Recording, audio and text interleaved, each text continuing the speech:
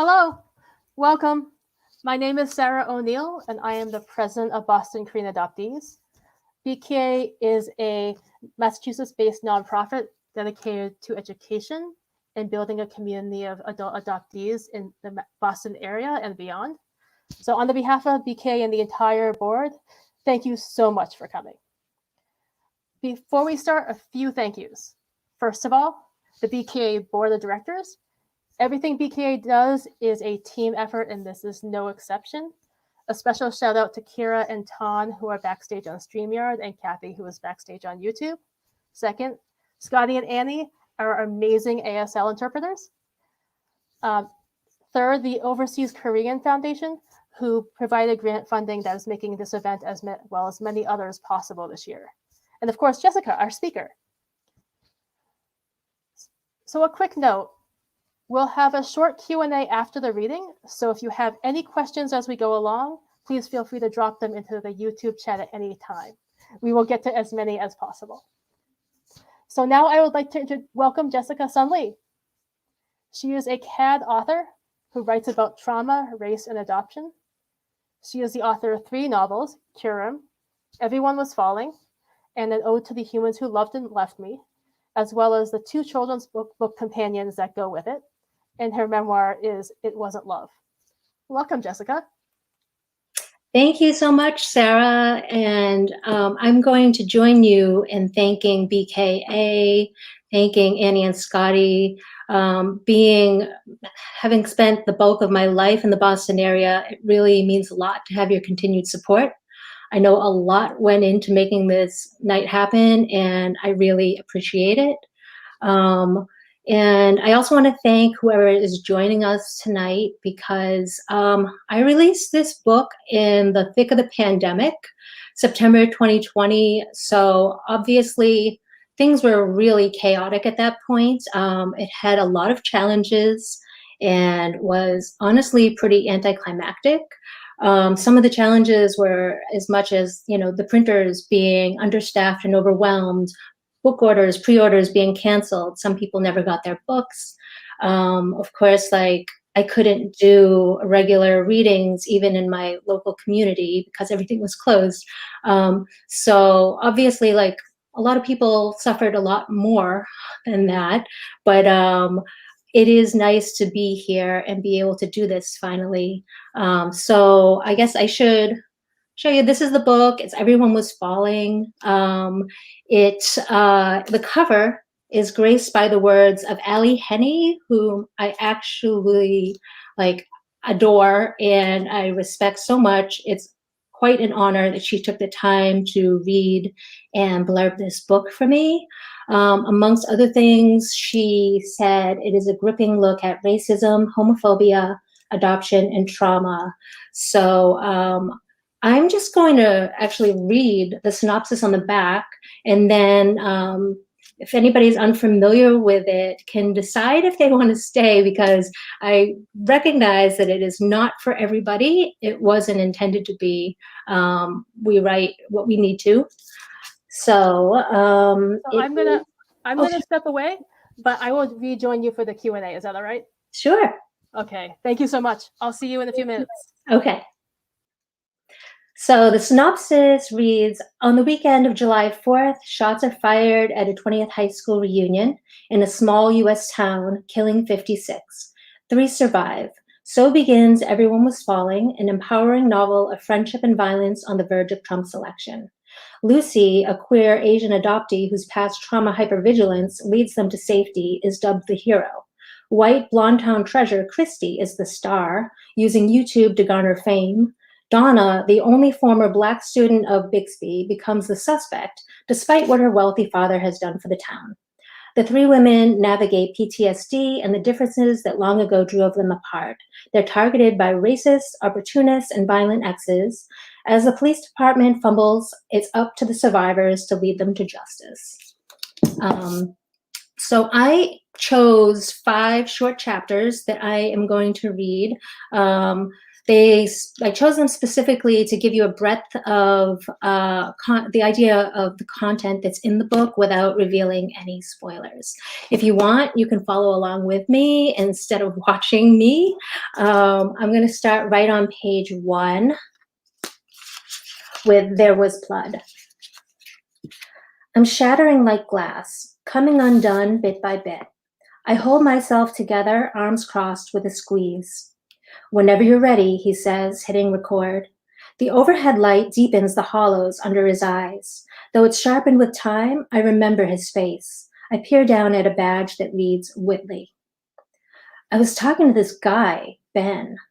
The normalcy of my voice startles me. He was doing all the talking. I was distracted. His facial hair it had like this pattern. I'm brought back to the moment, now forever imprinted in my brain. It moves through me like hallucinogenic honey. But Whitley is bouncing a pen on his knee. I get to the point. And then he just fell. His pale eyes fixate on my upper arm. I look down and notice a speck of blood that the hospital missed. Without thinking, I rub it with a wet thumb as if it were my own. He leans forward, patience waning. Was anything out of place? Everyone was falling. There was blood. He cuts in. Before that. I shiver, gripping my crossed arms tight, pressing away the terror. I'd never been to one of these things before, but it seemed like what I would have expected until... Did you have anyone with you? No, I say, louder than intended, thankfully. Did you recognize the shooter? I gaze up at the ceiling, blinding myself with fluorescent lights. It's like a makeshift shot of whiskey, a numbing. Shifting my unfocused eyes back down, I say, I think he was wearing some kind of mask, a ski mask, or what do you call them? Balaclavas? Not sure if my mind's just putting it there, since it's such a cliche. You say he. You could tell that it was a man? I lift my eyes to his. Aren't they all? His face ticks. You suspect anyone? I haven't really been in touch with anyone here since I left. I can't imagine why. His pen stills. They all have their reasons, none of them good. Could there be a good enough reason? He raises a shaggy white brow. His eyes bounce left and right as if somehow trying to calibrate my face. I suddenly wonder how it looks. Shocked? Scared? He asks, whose idea was it to hide in that closet? I don't know, but when I saw Donna, I knew it's where she was going. As if on a transparent screen between us, I see her running ahead in an emerald green dress. How's that? We used to meet down there sometimes. Y'all friends? Sure? I scrunch my face, ruminating on the word friend. I don't really know her now. We were close years ago. And Christy? How'd she end up with you? There's an inflection to the words she and you. Christy is a town treasure, unlike Donna and me. I saw her on the floor and grabbed her. She was friends with us too, back in the day. His face contorts. Did she say why her husband wasn't with her? I shrug. We weren't in the frame of mind for catching up. And Donna's? I shake my head, face flushing under his quickening succession of questions. My fingers find each other, twisting and intertwining for comfort. I'm surprised she came at all. He squints. Why's that? Being the only black kid in town didn't seem easy. He tilts his chin down. With an air of disbelief, he says, strange she moved back, if that's true. Yeah? A chill rushes up my spine, fanning over my skin. I feel somehow betrayed by this new information. Well, there you go. I never understood this town or anyone in it. So the next chapter begins on page 27. Life goes on. Sometimes it's hard to tell the difference between wanting closure and wanting someone to blame. The ones who are honest might admit to the latter, while the rest rush to force the former. I imagine the shooter lurking behind what he presents to the world when he's shopping among us, living and breathing among us. Although no one said it, the scariest thing about him is he's likely one of us. And so, in the same way that people tend to draw Jesus and Santa like themselves, they paint the bad guys as foreign. I suppose I'm not above it, but I have no choice since there's no one here like me. When Alexis showers, I busy myself with my phone. One of the reunion non-attendees from our graduating class has created a Facebook group called I Reach Out to You. I take a quick glance at the page. Upon invitation, I was automatically added. Half the deceased show is joined. It's unsettling. I close the app, not ready for it. I shudder at the realization that my hometown will forever be known as the site of the Reunion Massacre. They keep finding another person who wasn't there and putting their face above the Chiron. Each willing Bixby resident goes on about how awful and frightening it is, but they don't know the half of it. The reporters on TV speak in grave tones, but their removal shines through their unchanged faces. The papers report the terror as if it's something the whole town owns, but only Donna, Christy, and I truly know what it's like to survive it. I resent them for using it as an item of interest, sandwiching in between the ridiculous and the mundane. Who raised the fattest swine? And another petty theft occurred at the gas station over by the highway. It's been 20 years since I knew the victims, and we never truly connected, but they were there for half my life. Shouldn't I feel something? Or is it like before?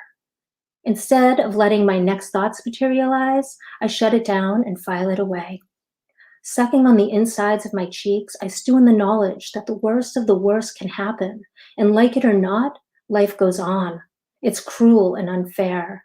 In the midst of the terror, you beg to survive, not fully grasping that the life you had is already gone. Okay, so the next chapter begins on page 125. My parents are lounging on the couch. They pause the black and white film when I walk through the door. Mom springs to her feet and rushes in for a hug. What a nice surprise. Love the hair. We saw your note and got giddy. How come you didn't tell us you were coming? I hope nothing's wrong. I've never liked her heavy floral perfume, but I find myself fond of its comfort now. It's all good. I step back and examine her face. Despite her jubilance, her eyes look tired and her smile forced. I say, I just needed to talk to the girls. Dad's in his antique Bixby High sweatshirt. He cranes his neck to nod with approval. What a thoughtful gesture. Mom examines my outfit without comment. Want to sit with us, honey? We can watch this any old time. I'm kind of tired, but sure, for a minute. I plop down on the matching love seat, slapping it a few times. How do you keep these cushions so firm? We've had this set since I was a kid. Mom kicks off her slippers. I get them cleaned and restuffed every so many years. Must be expensive. For the price, you never want something different? You kids, you don't seem to care about hanging on to much, Dad laughs cynically. It's always on to the next. Mom squeezes his arm. There's something nice about Constance, you know, the way this world moves so fast. She shakes her head. It's good to be grounded. I feel like it doesn't move fast enough. I shrug. Heard you went to the services. Tragic, she clutches her chest. Those poor people. I'm afraid they won't get any closure. It's a terrible thing to live on when your loved ones are taken with no one to pay the price. Her head shakes some more. The little hairs on my arms rise. There are things that I wish I felt comfortable sharing with them, but doubt I ever will. Well, honey, you look beat. Go on up to bed. I'll make a nice breakfast tomorrow.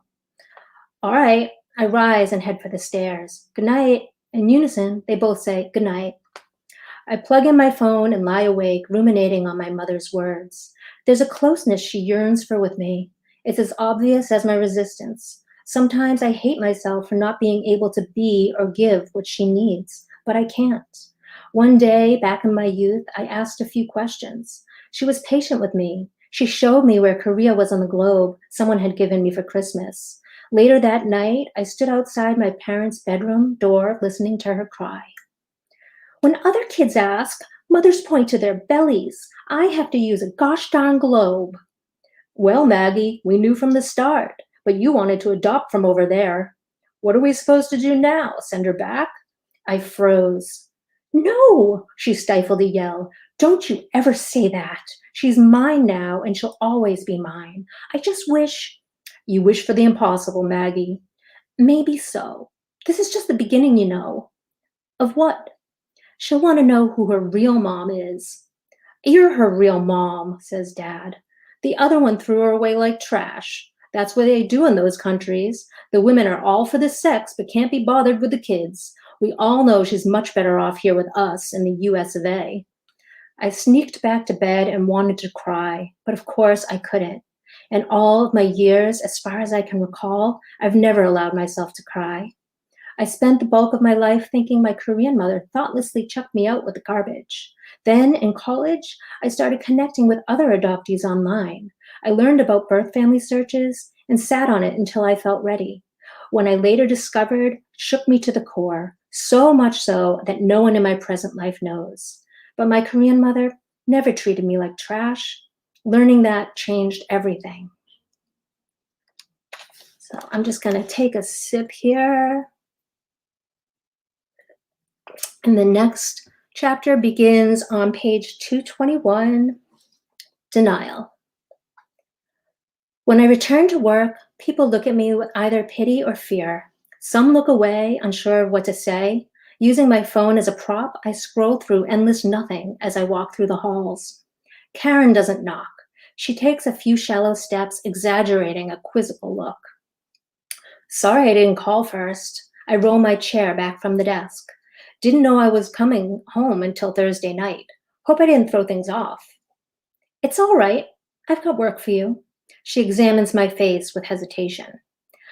I know you wanted to keep it a secret, but there are videos circulating, and you're in some of them. A lot of people know now that you were there.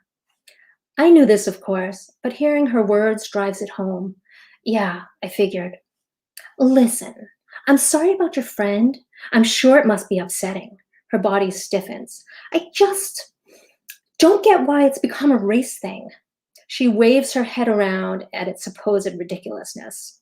I pull my head back in horror. What? I manage to ask meagerly. It's that moment that always seems to hit when you least expect it. Karen tucks a few chestnut strands of hair behind her ear. Her voice softens. Don't you think this kind of stuff only makes it worse for true racial injustice? Dumbfounded, I struggle with words for too long. She employs a patronizing tone. I understand. Sometimes Ashwin will jump to conclusions before he thinks better of it. I'm sure it's not easy feeling the world's judging you for your color or foreignness, even when it's not. I shake my head. Karen, I pause and sigh. That's not how it is. She nods sympathetically, as if she's in on something I'm not. I see it all the time. People rush to throw race into the mix when they're grasping at straws. Do you know how many Black people lived in Bixby when I was a kid? When she doesn't answer, I tell her. 3. Donna and her parents. Guess how many live there now? She looks at me as if suddenly fatigued. 2. Donna and her husband. She had to send her kids off to his sister because it wasn't safe. She shakes her head. What's the point? You have no idea what it's like where I'm from. Half of Bixby is ready to lynch her. Plenty tried when she was a kid. Since the shooting, she's received death threats and had racial slurs painted on her property. She's had to hire security. So, based on the unfortunate acts of some misguided kids, your whole town is racist since it's mostly white? That's not what I'm saying. If I let them, my eyes would roll out of my head. I have an Asian husband. I understand racially charged incidents fairly well. The slurs sound racist, sure, but the rest is just frustrated people upset that she wasn't brought in soon enough. My right hand flies from my lap to my mouth. I hold it there, afraid of what might come pouring out. Dropping it to my lap, I exhale. Don't you think I'd have a better idea of racism and the people who live there than you would? So my thoughts are invalid? Her voice erupts like I just waged a war. What is it with you people? I've got news for you. Good white folks exist. You say you want equality, but you keep pushing white people out. How is that equal? You want to hear us? I swear, people who consider themselves of color are more racist than whites. I'm so overwhelmed that it's hard to choose which snippet deserves first response. Her words slither around my brain and squeeze. You think you're one of the good ones? Can't you even hear what you're saying is racist? Oh, that's great. The woman married to an Indian man is a racist. She rolls her eyes. Hate to break it to you, but being married to a person of color is not some magic power that makes you not racist. She crosses her arms, and neither is being a person of color. Well, with that I agree, but don't whitesplain racism to me. Whitesplain? She scoffs. Wow, you have no respect for me, do you? This isn't the Lucy I know. This isn't the Lucy I went to bat for. This isn't the Lucy who listens with compassion and helps junior staff develop a better eye and technique. That's absurd. I throw my arms in the air and drop them heavily. When you offend a person of color, you shouldn't expect them to make you feel good. Why should we be at our best when you're at your worst? That's white supremacy for you. Her jaw drops. Now I'm a white supremacist? This is getting way out of hand. You're way out of line. I drop my chin down and peer up at her, shaking my head. The saddest thing is, your obsession with being considered one of the good ones is what keeps you from actually being one. What's that supposed to mean? Enough of the riddles. Just say what you mean. If you'd actually consider what I've said and apologize rather than jump in with defensiveness, you'd show you're not racist. Instead, your ego wins. Don't twist things around, she stomps. You're the one being racist here. I won't have you manipulate me into thinking otherwise. Tell me, how am I being racist? I tilt my head, inspecting her carefully. You're saying that just because the cops and the people in your old town are white, they locked up the black girl. She's a woman and her name is Donna. I shake my head. And that's way too simplistic. You're obviously missing the point. It's like you're purposely trying to misunderstand me because you're afraid of the truth. I reject that. She paces the room, huffing. In a minute, she softens again. Look, I care about you. It's hard watching you struggle. I've tried being supportive. I've given you time off in the name of a wonderful therapist. But instead of taking care of yourself, you're using your energy to fight against your own interests. You're just upset I haven't followed your advice, which was overstepping, but I was too nice to say. I answer to you when it comes to work, but that's where it ends. I shake my hair out. And don't try to act like you know my interests. I'm interested in justice, and Dawn is not guilty. She's being set up. In the meantime, the shooter is free. Karen shakes her head. Denial will just hold you back. Confront the truth now, or you'll make it harder for yourself. My husband. Forget about your husband, I say, louder than I prefer to speak. Just because you're with an Indian man doesn't mean you understand race like I do. You're not woke by proxy because you're married to a brown man. Ashwin doesn't appreciate being called brown, she fumes. Well, maybe that's part of the problem, I snap. He's a human, I ask with a smirk. Does he think because race is a social construct, it doesn't have real effects? Is the best way to solve racism to stop talking about it? There's a complex look in her eyes. It's a mix of resentment, surprise, and agreement. Ashwin knows that being Indian is only part of who he is. He doesn't use it to deflect from when he's done wrong. Well, isn't he just the model minority? I sigh. Why are you taking this so personally? Why does it matter so much to you? She leans on the arm of a chair. My brother's the kindest, most big-hearted person I know. He's also white and a cop. I suppose that means nothing to you. But I've sat with him too many times. I've seen him shake with fear for his life and his family's. It's not just one way, you know. A lot of Black people want all cops dead, including the Black ones. Black lives matter, but blue lives matter too. I reach for the orange putty that's shaped like a cat.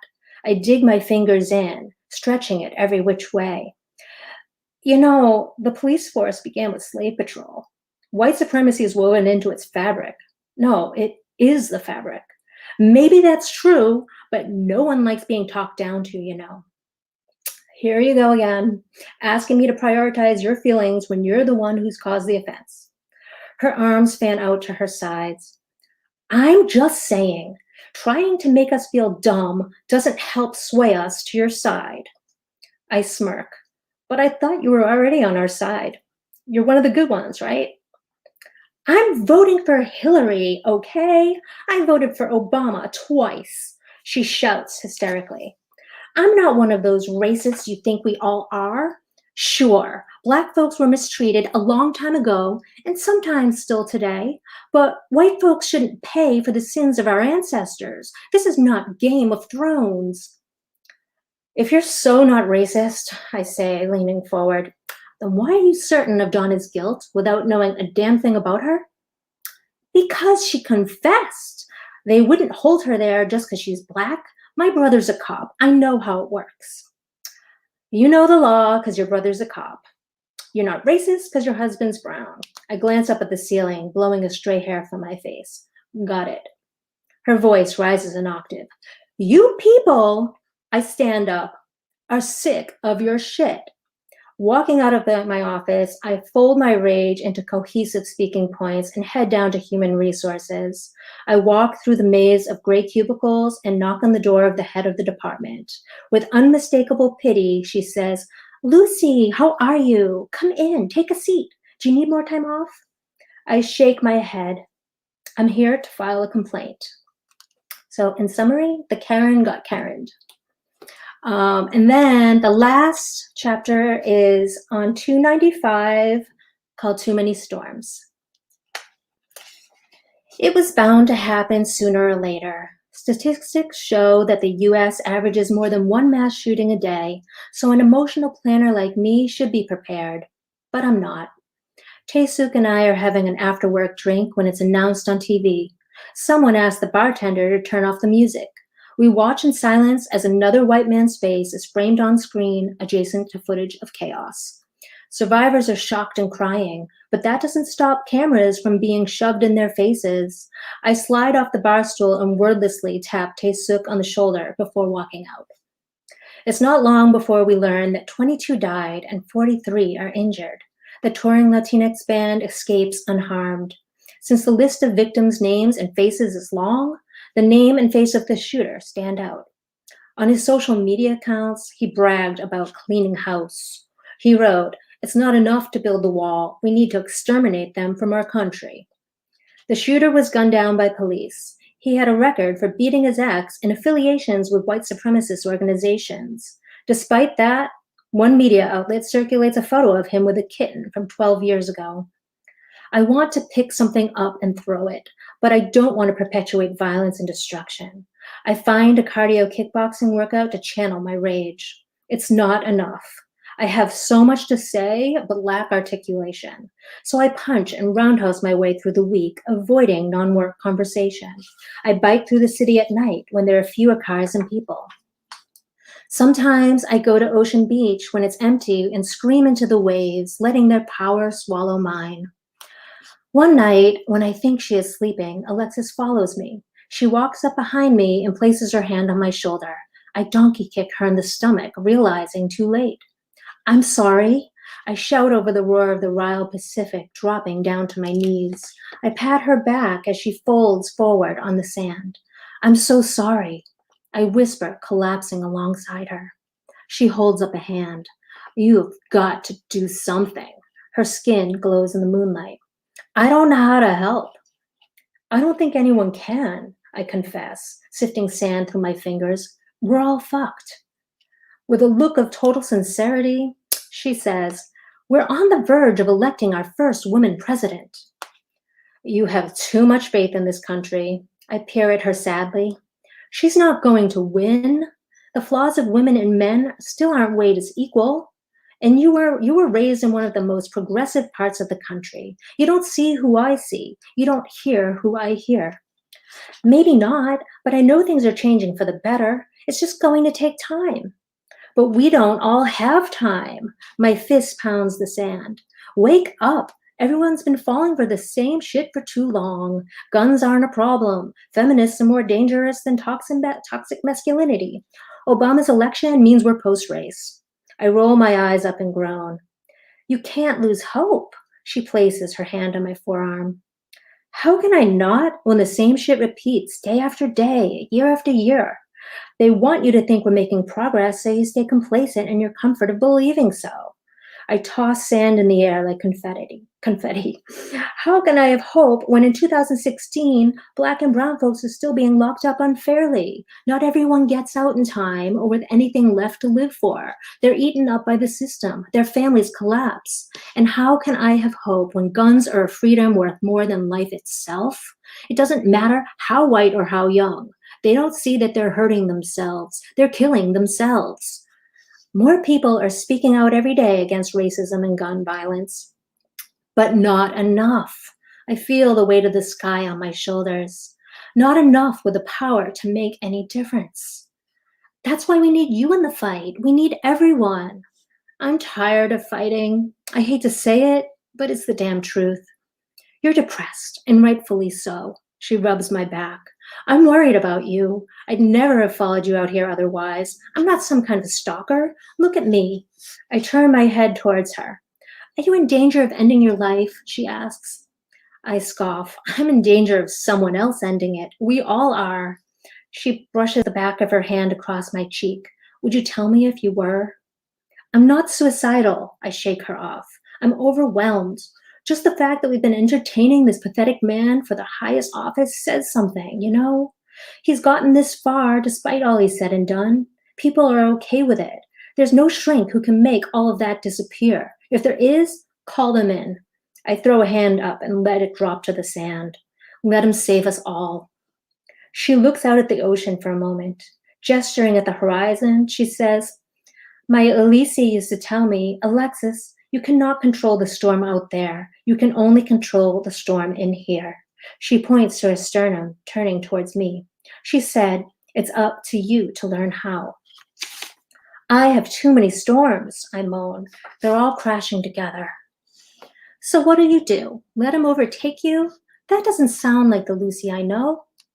I consider her words, glaring down at my feet. Maybe the Lucy you knew wasn't real. Maybe she's who I felt I needed to be to survive, but I can't keep up the act. Or maybe she was real, but it's time for the next Lucy to fade in and take over. What? I'm supposed to be like my own superhero? I just fly in and rescue myself? Nah, I can't. Bullshit. You're the strongest person I know. Look at what you lived through already. You didn't come all this way to give up. You're just getting started. I smile a little and moan. Don't say that. I'm so fucking tired. I know, she pats my thigh. Let's go home and get some rest. So thank you so much for listening. It's time for the Q&A. Hello again. Thank you so much for that reading. It was excellent. It was phenomenal. Thank you. Thanks. So just a reminder to people on the comments, if you have any questions for Jessica, please feel free to drop them in and we will answer as many as we can. So one of the first questions I have for you, Jessica, is you mentioned in the postscript of your book that you did it in the midst of writing your other book, Curium. So I'd love to hear more about the general process for writing both of those books. Oh, yeah. So I started writing Curium after a couple of really intense years of confronting the truth of my own upbringing in childhood, facing the fact of a narcissistic personality disordered adoptive mother and beyond. So I wrote that book, the first draft, really fast, like probably within 6 months. And then, of course, the election was happening, and then he got elected, and there was a lot of really frustrating conversations being had. And I just, after just leaving my narcissistic mother, having another narcissist step in and take over the country was so infuriating. So I just had to throw everything into that book, put Curium aside, and I wrote the first draft of Everyone Was Falling. And then, that was a little too much. That was a lot. So I had to go back and work on Curium, finish that up, put that out, do the promotional stuff, and then I went back to Everyone Was Falling and completely rewrote it. I do tend to do this, work on multiple projects, sort of flipping back and forth. But yeah, I just had to go with where I was most moved. I feel like when I try to write what I think I need to be writing instead of what I feel I need to be writing, it's not as good. Well, thank you. It's very interesting, kind of the times that both of those books came out of.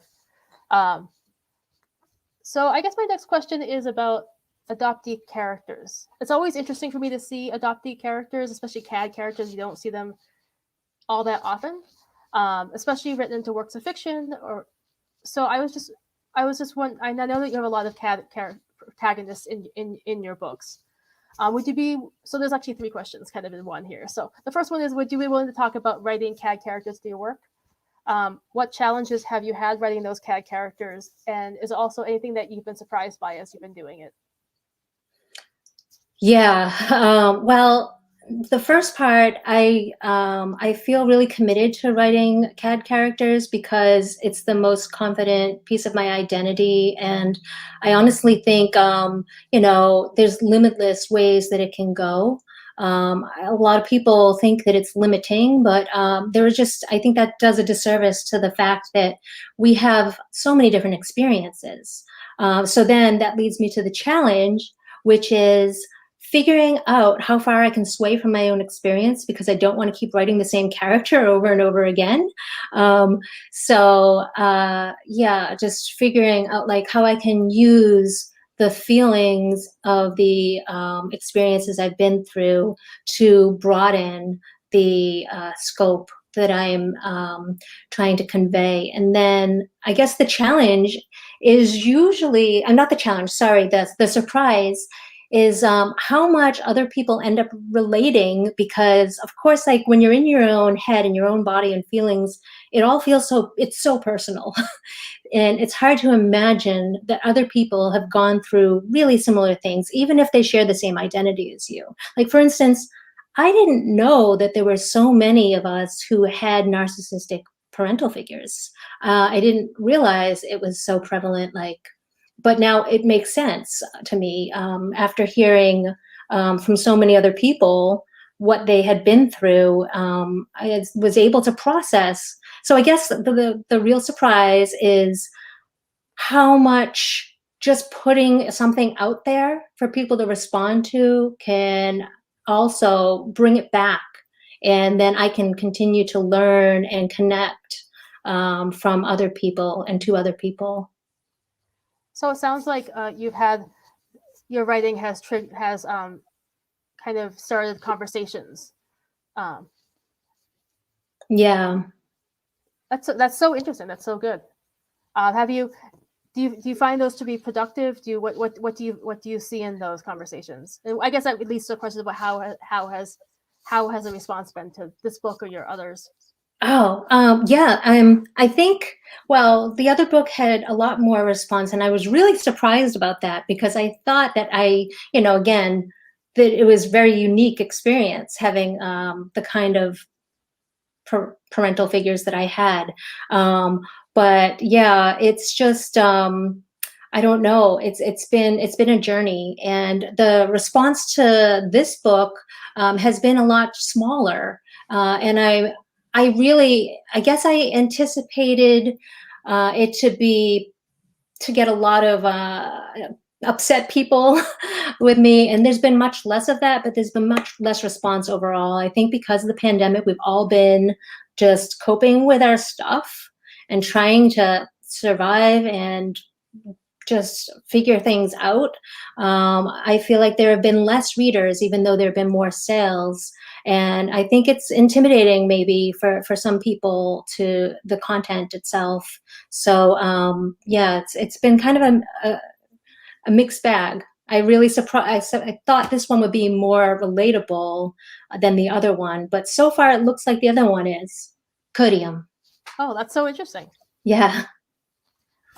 Actually, we have a couple of questions from the audience now. The first one is so I'll give you a second. As a woman of color and adoptee, I feel so validated by this book. What chapter or chapters was the most healing for you to write? Well, I think Denial that I read was really healing for me to write because it helped me work through the very common patterns that a lot of white people who think that they are social justice warriors of some sort, but have a lot of their own stuff to work through, like how they respond to us. It helped me work through that because I know when it happens, you're very heated and like my adrenaline is high and I'm always caught off guard, even though I shouldn't be anymore. I always am. But just to be able to put it down felt good. And also, I have a chapter called White Hetero Christ Loving Arms. And that one is a conversation that Lucy had with her mother, where they really confronted some really difficult topics, and that felt really good to write too, because I just felt it flowing through me so strongly, and when that happens, I know, that something's happening, that I'm getting to the place that I really wanted to be. It's like scary, but important for me to say. So I have another question from the audience. They ask, what do you find is the best way to talk to your white friends about what is going on with the racism today? That it is no reflection of whether or not they are a good person, or that there are good white people out there. Yeah, this is a tough one. I've had these conversations go in all sorts of directions. I don't know if I'm the best person to ask, but I will answer the question.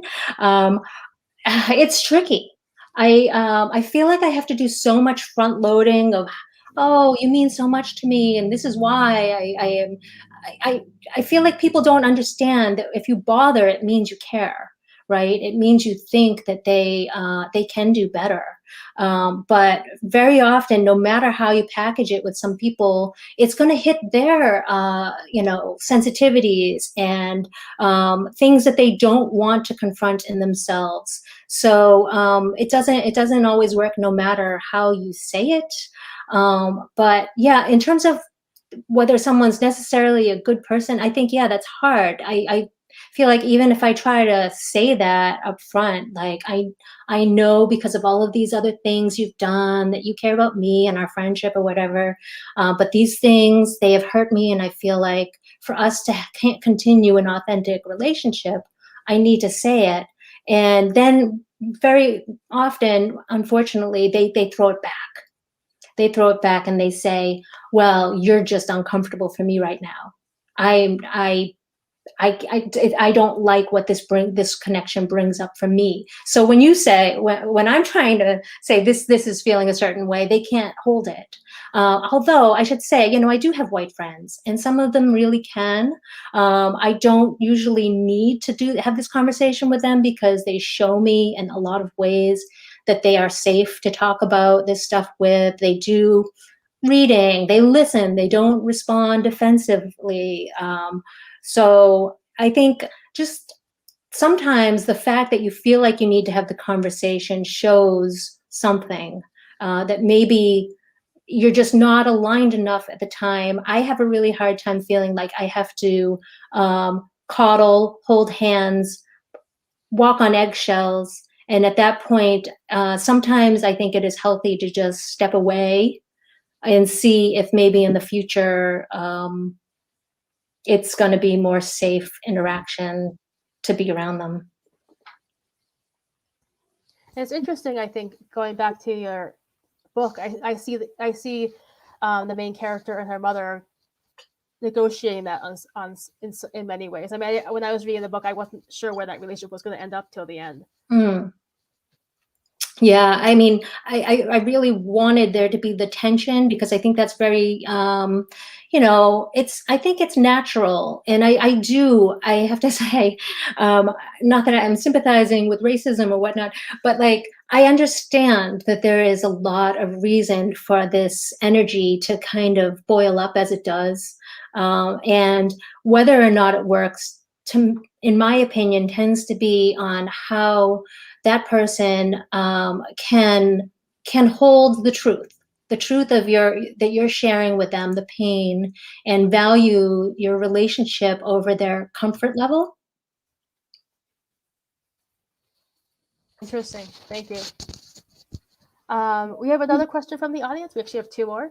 The next one is, do you reach out to other CAS to get their different experiences so you can create unique characters, even though you have not necessarily experienced what they have? How do you convey authenticity?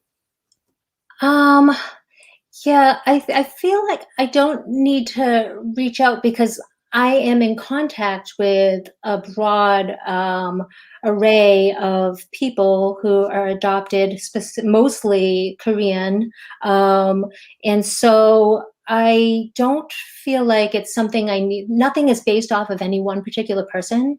And what happens is usually when I think that I want to write about it, I'm seeing something come up a lot. And so then I feel like, yeah, this is a thing, and why is this a thing, and I need to process it myself. And very often for me, the process of writing helps me work it out.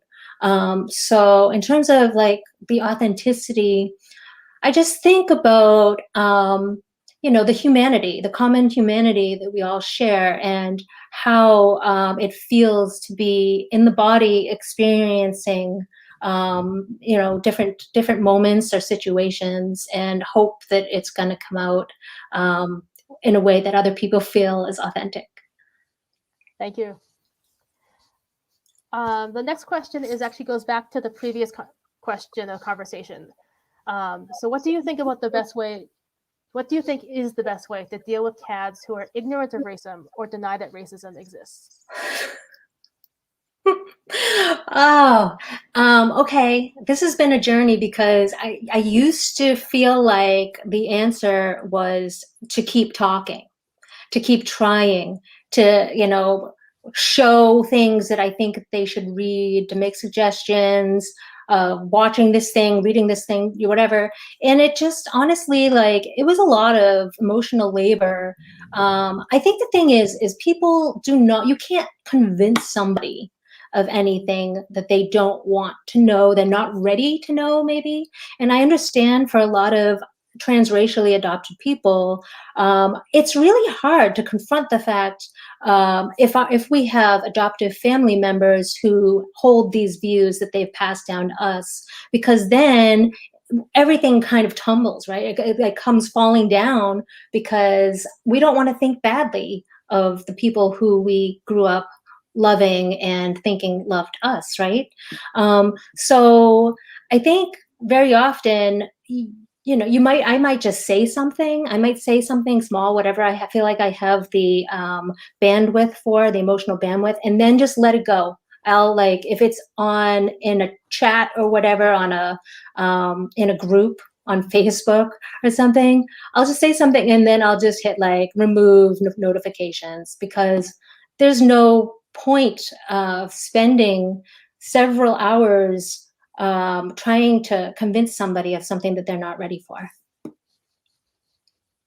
And I think online conversations can consume you sometimes. Yeah, yes. Well, that's the thing, is they really can. And if it's somebody that I care about, we'll say, if it's somebody that I'm really close with, I'll spend more time with them. But usually now, like, the people that I'm closer with don't hold those views. I know that they do a lot of work themselves. My closest transracially adopted friends, they're interested. They're genuinely interested in learning more about race, learning more about how we came to be here, how this country was formed, trying to learn the true history, because it really is important. I know, when I first joined Facebook in like 2008, I think, I was clueless myself.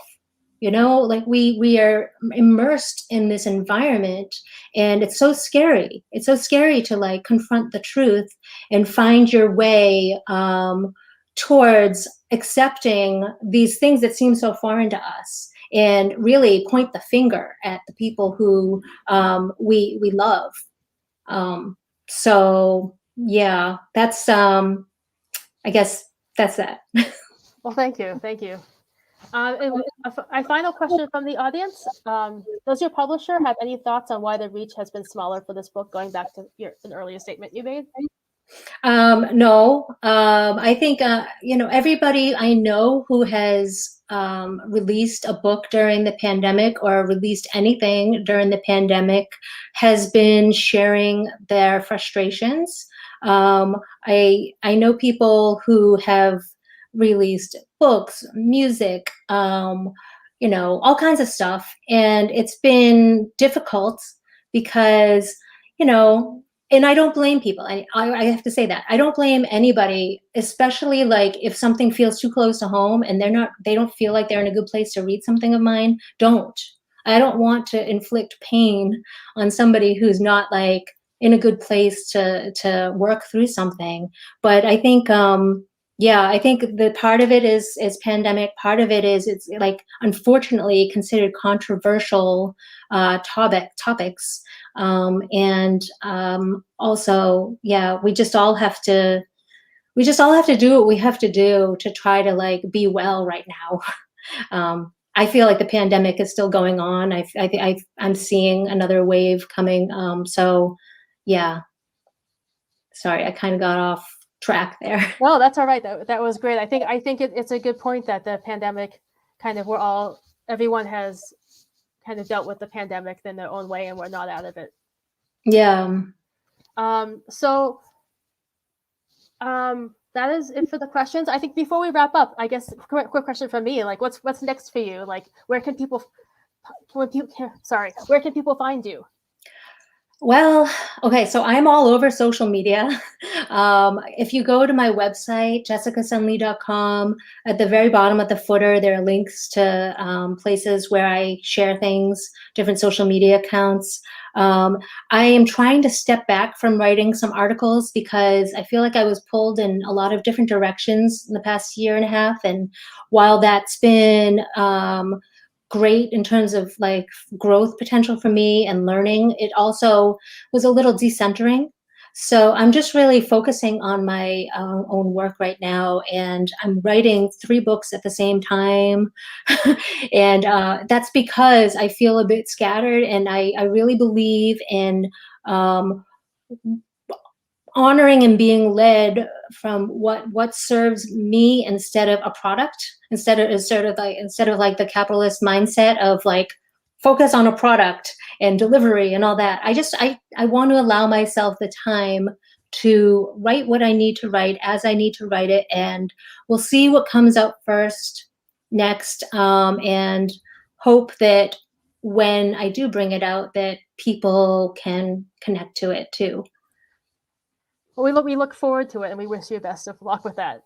We're Thanks looking so forward much. to whatever is next. Yeah, we'll see. Before we wrap, is there anything else you'd like to share with us, or anything else you'd like to respond to? Yeah, I just wanted to say, I really appreciate the rates and reviews. As a small writer like myself, who does not subscribe or does not participate in any of the,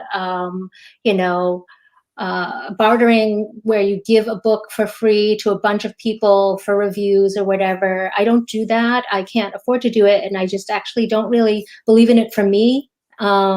So when people do find something and want to read it because they think it might connect to them, it makes a huge difference. Like, I don't think, it doesn't even have to be something big, but like it does make a difference in terms of whether people feel like it's worth a shot. Very often I see, books that don't have a lot of reviews, and sometimes even I notice in myself, I'm like, oh, well, do I want to invest in this, whatever it be, 8 to 20 hours of reading something that I'm not sure about? So yeah, I just want to say that. But I do really appreciate, I read all the reviews, even the negative ones, but of course I appreciate the positive ones, especially for somebody at where I am right now. It makes a big difference. Well, thank you. And you have some reviews on your website as well, too. Yeah, sometimes I copy them over, and sometimes people don't feel, that's another thing I wanted to say. Thank you for that, because sometimes people don't feel comfortable sharing it on Amazon or Goodreads, and they'll just send it to me in a message. And I'll say, hey, do you mind if I put this on my website? And that's totally cool too, because sometimes people find me, seeing me on Twitter or whatever, and they'll like go to my website and I can put it there. But yeah, I wanted to thank you all again so much, because it's been like, it's been a long pandemic and it's As been a difficult time. So I really, really, truly appreciate like all this effort and, you know, Annie and Scotty and this work. It's so cool. I love that accessibility was at the forefront of this, and I hope that's the way forward. well, thank you for coming. We are so happy to have you. Thank you. So quickly, we're at the end of the program. If you're looking for Jessica's stuff, check out her website that she just mentioned, jessicasunlee.com. If you're looking for BKA stuff, we are BKA Adoptee, BKADOPTE.org. We actually have a couple events coming up, virtual and maybe one in person if the pandemic lets us. And otherwise, thank you so much, everyone, for coming. I really appreciate it. Thank you to everyone who was involved with putting this program together. And have a wonderful night. Thank you, Sarah.